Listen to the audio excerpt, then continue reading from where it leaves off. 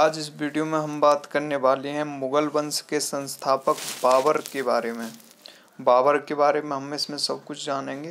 तो आगे बढ़ने से पहले हमारे चैनल ग्रो अप को सब्सक्राइब कर वीडियो को लाइक से कमेंट करना बिल्कुल ना भूलना दोस्तों। सबसे पहले जो बात आती है कि जो मुगल भारत में आए वह मुसलमानों की किस संप्रदाय से संबंधित थे, क्योंकि मुसलमानों में मुख्यतः दो संप्रदाय होते हैं जिनमें से शिया और सुन्नी।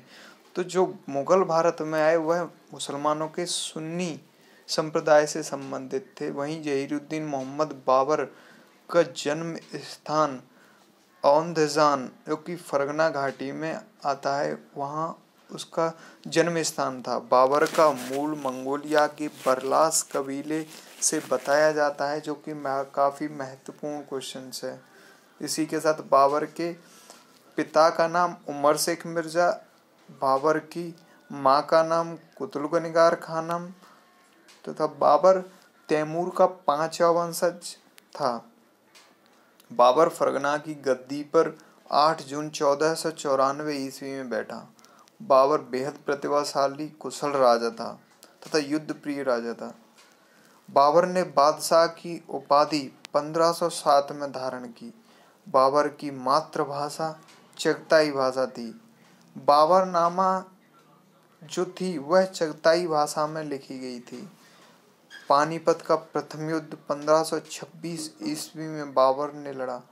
लोधी वंश के सुल्तान को पराजित कर बाबर ने सुल्तान इब्राहिम लोधी, जो कि लोधी वंश का था, उसे हराया इस युद्ध में। तथा बाबर का पूरा नाम जहीरुद्दीन मोहम्मद बाबर था। बाबर ने भारत पर कुल 5 आक्रमण किए थे। बताया जाता है कि बाबर को भारत पर आक्रमण करने का निमंत्रण पंजाब के शासक दौलत खान लोधी और मेवाड़ के शासकों ने दिया था।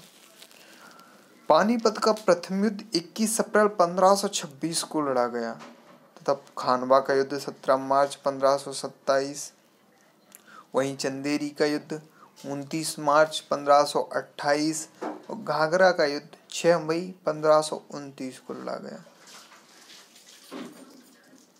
खानवा का युद्ध राणा सांगा और बाबर के बीच हुआ, जिसमें बाबर की जीत हुई।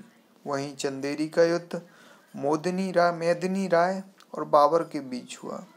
घाघरा का युद्ध अफगानों और बाबर के बीच हुआ, जिसमें बाबर की जीत हुई।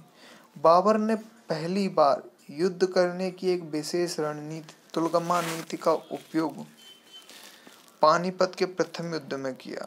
पानीपत के प्रथम युद्ध में बाबर की तरफ से भाग लेने वाले प्रमुख निशानेबाज उस्ताद अली और मुस्तफा थे।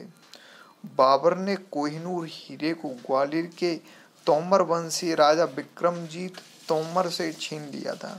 बाबर ने गाजी उपाधि खानवा के युद्ध में प्राप्त की। बाबर की मृत्यु 27 सितंबर 1530 को हुई। बाबर की मौत किस स्थान पर हुई, तो वह स्थान है आगरा। बाबर के शव को पहले आगरा के आराम बाग में दफनाया गया था। बाबर की आत्मकथा का अनुवाद अब्दुल रहीम खान खाना ने किया, क्योंकि बाबर की जो आत्मकथा थी वह चगताई भाषा में लिखी गई थी।